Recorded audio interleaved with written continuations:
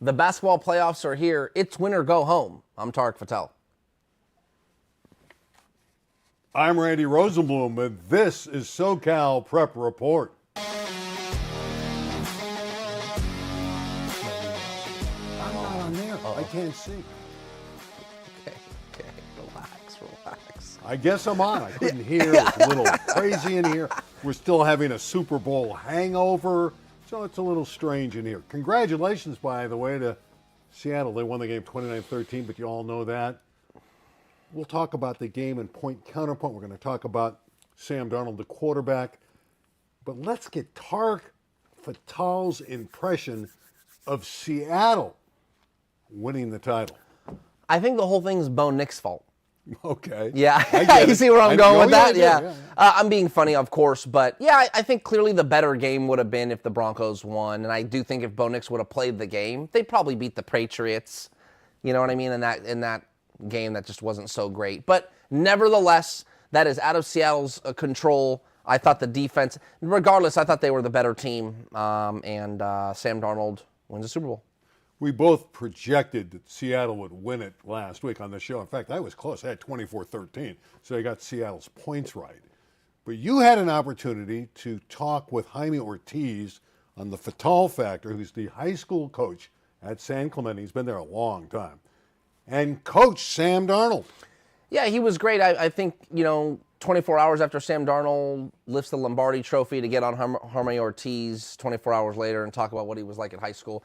He told great stories specifically about Ed Orgeron and how he recruited him and how he got offered by USC and the kind of kid he was, the kind of family, and just the kind of athlete that he was. Playing linebacker was a great. I actually didn't know he was the league MVP of. I don't know what league San Clemente's in, but he was the league MVP as like a sophomore or a junior in basketball, which I thought was pretty cool. So played a little baseball, but that fizzled. So we're talking about an overall athlete, which I think a lot of parents and young athletes need to see. Like, being a multi-sport athlete helps you when you begin to focus later on in your career.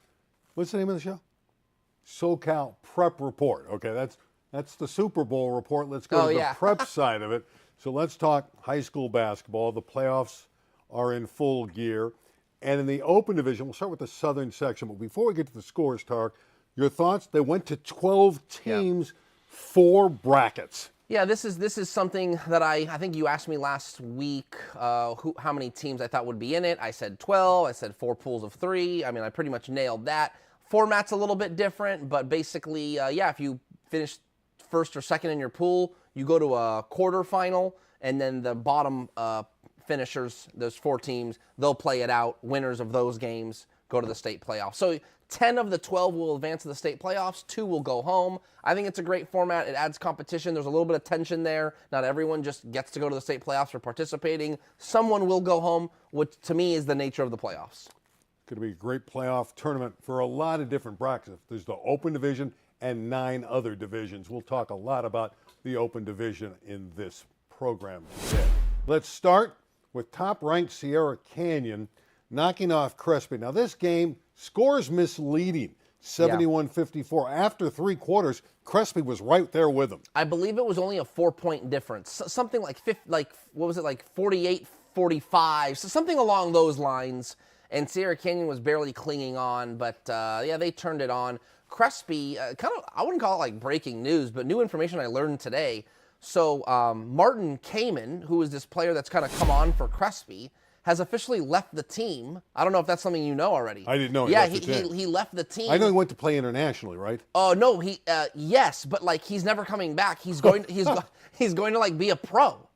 He got like some pro contract to play in some Japanese league or something like that. So yeah, tough timing for the Celts, man. I actually just got done writing about him, how like he had a year on JV and he's gotten so much better. He leads the team in scoring though, a low amount. It's like 14 or 15 points a game, but yeah, he's out of here. So congrats to Martin Kamen, I guess. I don't know. Breaking news from Tarek Fatal. So Sierra Canyon wins their first game. Crespi's not out of the tournament yet, but highly unlikely that they're going to win the open division. How about Santa Margarita and Damien? This is a good ball game. Caden Bailey's the star there for the Eagles of Santa Margarita. Poured in 21 points. I like Damien's team. I didn't think they'd win because of the competition level, but they're very solid. This is a good win for Santa Margarita. Yeah, I think I would say that the three teams that have the best chance of winning the whole thing are Sierra Canyon, Redondo Union, and the Santa Margarita team. And what was most impressive to me, and I think we talked about it last week, they won the Trinity League Championship, and Caden Bailey, who is their star, had 0 points. So this is a team that really can get it from different places. There's really no easy way to guard them or suppress them. They find a way, and they have a great coach in Justin Bell. Is anyone playing better than Redondo Union? In recent weeks, they're wiping out teams, and they did that to Etiwanda.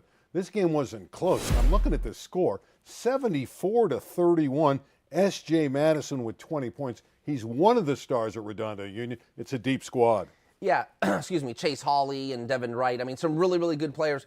But I think the key to this team, and I've mentioned it before, Reggie Morris has a team that is super versatile. They're all long, athletic, and are a very versatile team that can defend multiple positions, and they can zone you, and they can man you, and they can press you. So they can morph into whatever whatever the game calls for. And so Etiwanda is no slouch team. They're obviously known for their defense. That didn't show up. And then clearly they didn't score very many points. So maybe a perfect storm in regard to Etiwanda's worst game. But the beauty of the Open is their season's not over. They could easily just simply win their next game. And you have to win one game, and you get a berth to the state playoffs. That's it. By the way, you mentioned Chase Hawley. He just committed to Pepperdine. You like that? Yeah, I do. I think that's a great level for him. I do like that. I don't know who the coach of Pepperdine is nowadays, but that's a good level for him. How about Notre Dame Sherman Oaks? They're dangerous. They got a guy by the name of Navarro Bowman who can flat out play stats. All the stats, they're just stuffed into the sheet. He had 25 points, 5 rebounds, 5 steals. Right. And he did a zillion things last night in the win over La Mirada. Yeah, this is probably one of the better stories in regard to player spotlight you're going to get in the Southern section. Let's not forget Tyron Stokes was on this team, the number 1 player in the country. He leaves like a week or 10 days before the season starts, and Navarro Bowman is thrust into a much bigger role in regard to scoring. Everyone knew how good he was, but for him to have Tyron Stokes it would be like Super Saiyan. So the fact that he's able to score and give what the team needs still is really, really impressive. He is a player of the year talk candidate type player. I would even say, even if Notre Dame gets to the semifinals or the final, he might be a front runner in regard to performance and player of the year value for his team. In the Open Division, you can lose and still survive. However, now we move down to D1. We want to take a look at the top team there, Crean Lutheran. Thought a very intriguing opening game. Santa Barbara's got a very nice program, but Crean Lutheran, that big team, physical presence up front, handily got by Santa Barbara. Yeah, let's not forget the Santa Barbara team had some really, really good players last year and a good team. They actually knocked off Mater Dei last year in Division I playoffs. You were there. Yeah. It was such a fun game, and Zuffalato is the name. And so that kind of regime is gone. Now, Greg Zuffalato, the coach, is still there, but I think simply not as good. Crean Lutheran is a team that, in my opinion, probably could have been an open division team because of their size and some of their skill players. But they've got a guard named Hunter Kaplan who's very, very good and can shoot very well. So look for the Saints to make a deep run. D2, I had to put this game into our little board there because we wanted to see that Mater Dei was in D2. Right. Now, they hammered Providence. Ramirez, their guard, had a big game. Not a shock that they won. More of a shock, really, that they're in D2. Yeah, everyone kind of pretty much has a problem with this, but I always like to try and get 30,000 feet. I often find myself taking pride in not being a victim of the moment when it comes to high school sports, though everyone loves to do it. Look, in high school football, we've seen it, Randy. We see the Oaks Christians, the Long Beach Polys of the world, these programs that we're used to seeing in top divisions under this competitive equity format with the computer. They don't have great years, and they drop to Division III, Division IV, and it looks odd. That's what happened with Mater Dei. They just simply weren't that good this year. I mean, they just weren't. They finished 5th in their league, 4th in the Trinity League, which was an at-large berth. They have a couple nice players. They have, I think, 14 losses. They just dropped down to Division II, and for that, the rest of the way, they're going to play programs that probably have no business playing Mater Dei in regard to legendary status. But this Mater Dei team is not a juggernaut. Now, you're right. See what I'm saying? Gary McKnight's team is 18 with 14 losses. You'd never envision a McKnight team with only 18 wins. They still might end up with 22 or 23 right. because of the playoffs. Correct. So it'll look better than it really is. But it's just stunning to see the Monarchs in D2. I agree. Glad we agree on something. Next division. This was an upset. D3, San Marino beating top-ranked Milken. But we have also noted here, Milken's best player was hobbled. So great year at Milken. First-year coach Ryan Coleman, who's a great guy. His son Grayson Coleman is a standout junior, averaging something around like 20 points a game, but he's been hurt. So he didn't play the last 2-3 games of the season. No problem. They won their league. They get into the playoffs. And then last night he tried to go but couldn't. So they were really pretty much without their best player, their best guard, and that showed. D4, maybe the best game of the night, certainly in D4, was Shalhevet. Whoa, they had to host a big, strong basketball team from Capistrano Valley Christian, and they were down by 10 points with 3.5 minutes left. Rallied to tie it and win it in overtime behind the brilliance of Yaakov Lieberman. Yeah, Lieberman, yeah. No, he's pretty much been their leader all year long, and Tim Tucker's their coach, correct? He texts me the scores sometimes, so I know that Shalhevet, they're a feisty little team, and a good win at home. At home, yeah. If you take it however you can get it, and if it takes a 10-point deficit to overcome, then so be it. Especially late like that. Again, Lieberman didn't have a particularly great game. I happened to be there, and late in the game he took it over and played brilliant in the overtime. Steals, making 3-point shots, just went off at the right time. And a great performance by him for the Firehawks, who are going to play probably tomorrow at 1 o'clock for religious purposes. Normally you play Friday night, but they got to play Palm Springs. They're going to have to make that long bus ride. They'll play probably at 1 o'clock tomorrow at Shalhevet. They're still working out the details on that one. All right, let's turn our attention to City boys basketball. Palisades and El Camino Real. Nobody believes that anyone in the city can beat the Dolphins. They got a player, E.J. Papula. He had 23. His brother's on the team as well. Papula is the man. The Dolphins are the team. Yeah, no one's coming close to these guys, and I do think that, I'll tell you right now, if the Dolphins find a way into the Division II state playoffs, which is possible because the city it's rough sledding right now, that they might find themselves in Sacramento, man, winning a Division II state championship. That's how good they are. I think it's likely, with how big these scores are, the state will look at the open division champion of the city and go, you need to be in Division I. Now, it doesn't mean they can't win a couple games, maybe, but they won't win the state championship. A lot of people like this Washington prep team and thought they'd get by San Pedro. That wasn't the case. This is the first time the Pirates have ever been in the open division. This is a really nice win. It is. It's basically a historic win. Like you said, first time ever being in the open division. And now, look, they're in the semifinals of the open division. So what an opportunity for this program. Why not? Again, this is single elimination. Format a little bit different. And only 8 teams. With the 8 teams in the city section. So we got to bring that up. So if you lose here, you're out. Fairfax and Birmingham. Birmingham, the favorite. You can see the score. The Lions are back. So disappointing, man. Why are you so disappointed? Birmingham, I couldn't believe Birmingham lost this game at home. I saw Fairfax with my own 2 eyes play against Palisades. It's one of Jamal Hartwell's, and I hope he doesn't see this. And if he does, Coach, I was sitting there and I felt bad for him. It's one of his worst teams he's ever had, and for them to go on the road and beat Birmingham, good for them. Fantastic. But it was a rough Fairfax team. And I don't know if he'd ever agree with it on record, but I know watching him coach that game, I could see it in his heart that he looked out there and was like, I don't know what's going on. What you should have said is you should have looked into the camera and said, Coach, turn the audio down. I don't want you to hear Mute this part. Yeah, mute this part. No, great win. Way to galvanize the team, to go on the road and beat. It was a 6 seed over a 3 seed, but for Birmingham to lose that game, I'm shocked. Cleveland, this is not a shock. This is a good Cavalier team. Their program has been solid for the last few years. Yes, everyone expected the finals of the Open Division to be Cleveland versus Palisades, and so far that's what it looks like it's going to be. I don't want to get ahead of myself. Still one more game to win for each team, but Cleveland, Charlie Adams, Coach Dagam Asfwa, they got really a good coach, good players. They're going to be just fine. Dorsey lost to Downtown Magnet the other night in a lower division game. And apparently one of the players at Dorsey, an official. I can tell you all about it, yeah. You know about this already. Oh, yeah, I'm going to do a video and a breakdown. We'll show it next week. But, Yeah, basically at about the 4-minute mark in the fourth quarter, a young man from Dorsey gets a foul called, no problem. They line up for free throws. It's his fourth foul. The Dorsey coach says, hey, you got to come out. Probably going to sit him for a couple minutes because he's on his fourth foul. As he's running by the official, he clearly says something to the official.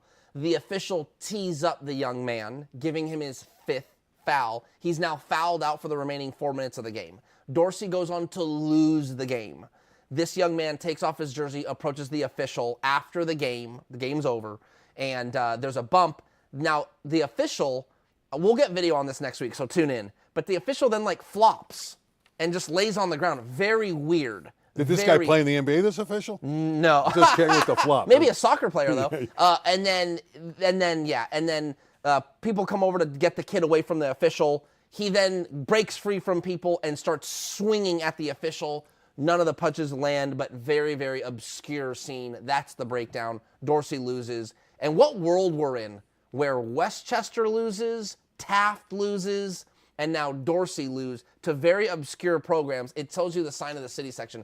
Downtown Magnets knocks off Dorsey High School in 2026 high school basketball.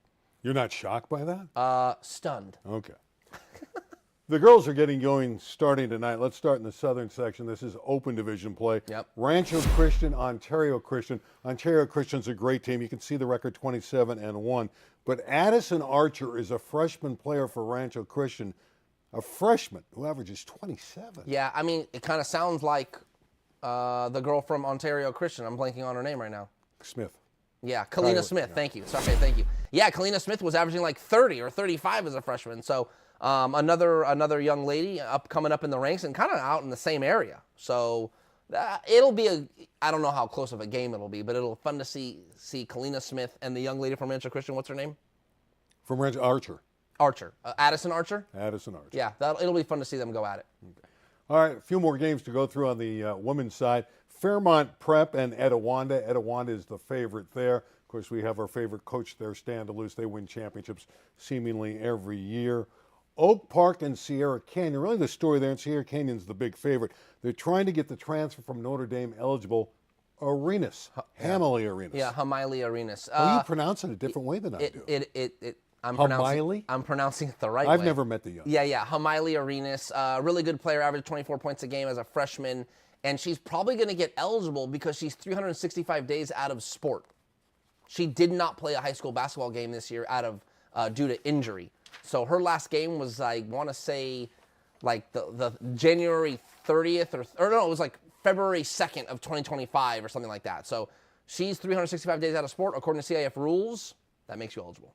Other games to take a look at. Redondo Union, yes, they're in the girls, but they're the underdog to Sage Hill. Sage Hill's another strong program. And that's the team that'll be the favorite there is Sage Hill. Then we drop down to D1. I just want to mention this game, Notre Dame and Ventura.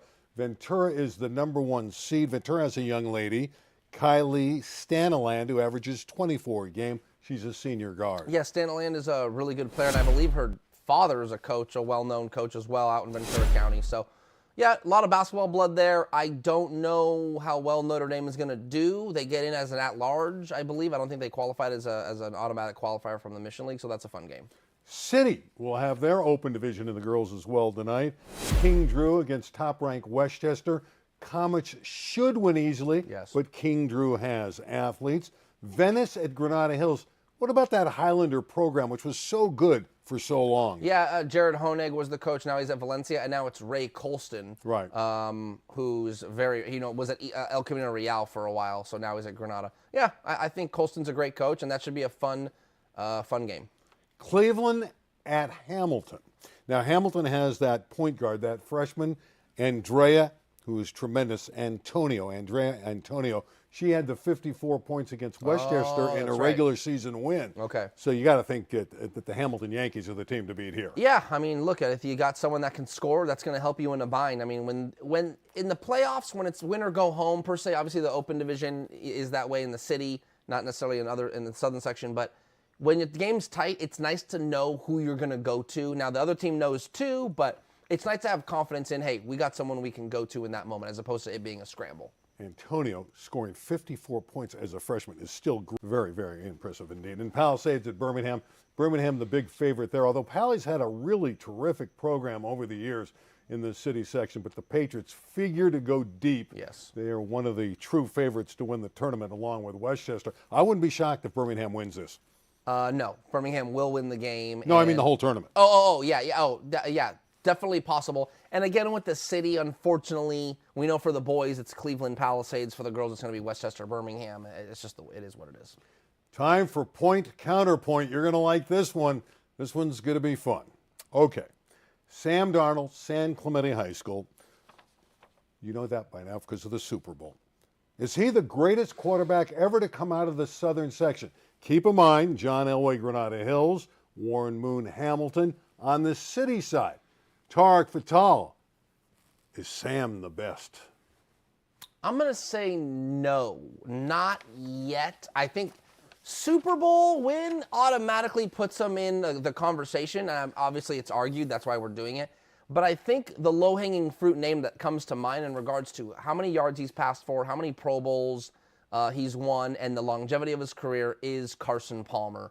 I don't know, and we don't know this to be for a fact, but I think Sam Darnold might be the only Southern Section quarterback to ever win a Super Bowl, start and win a Super Bowl.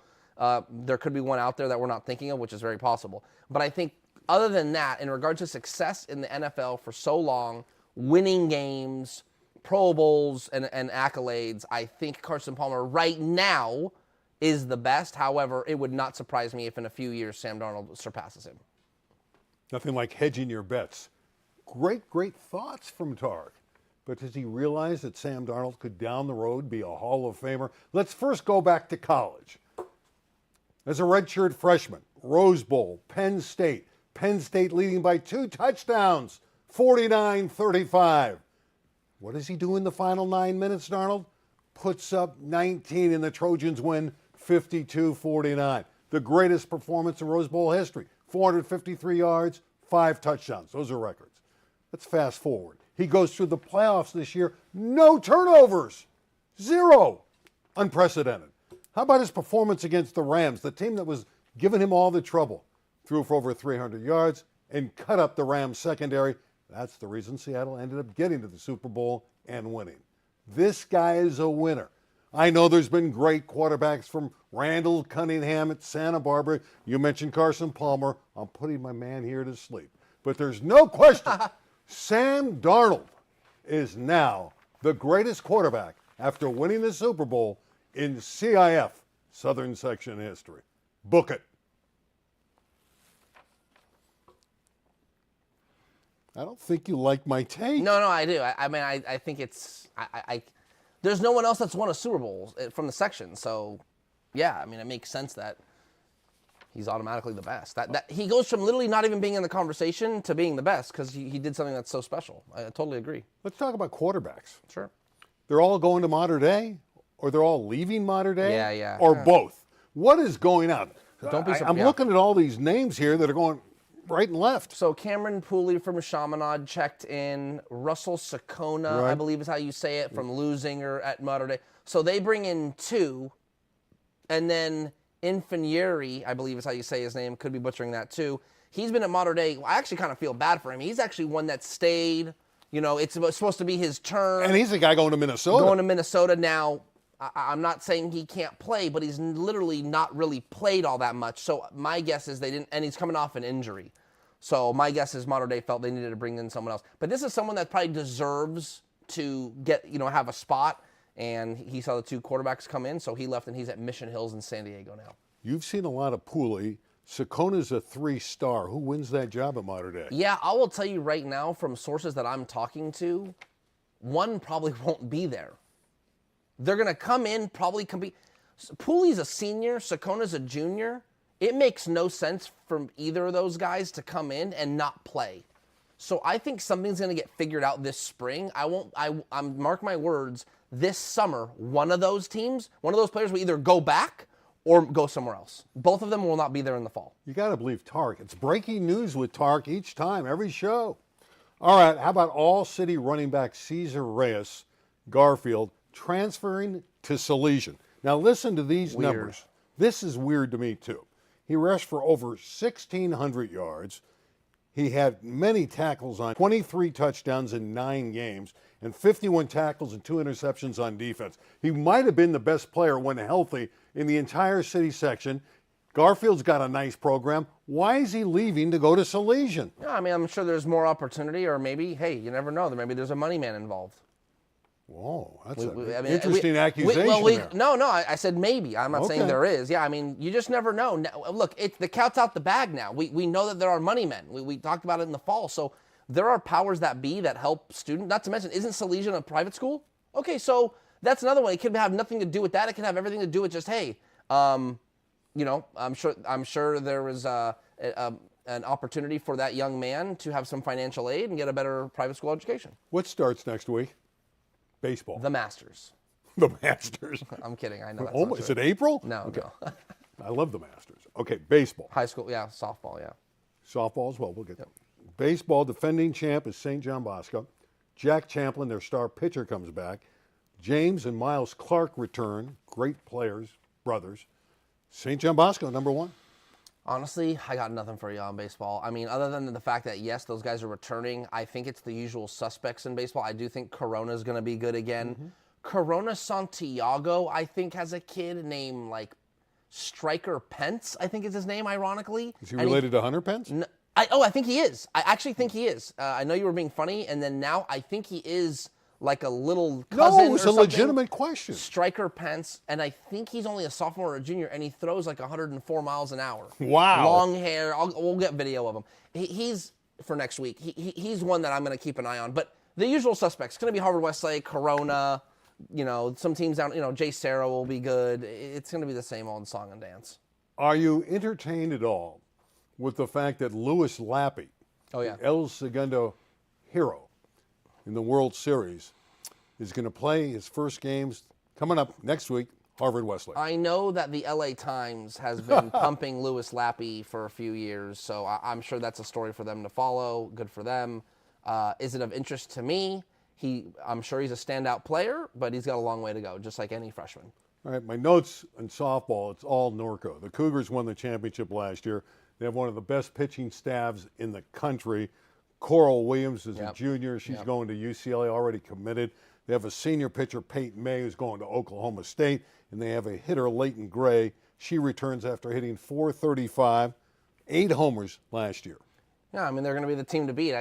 That's the one thing about softball and baseball, and I hate to sound like a glass half full guy or half empty guy, but I think the basketball and football and basketball, these long seasons, you kind of get tired. I always feel bad for baseball and softball because I think that there is almost this lull. The rain's coming next week, so all these games we're talking about aren't even going to be able to, they're not even going to be able to get off the ground. It's just the truth. There's always weather in this opening week of baseball and softball, so there's rainouts and no one can play, or they think they're going to play, then the rain comes and they can't.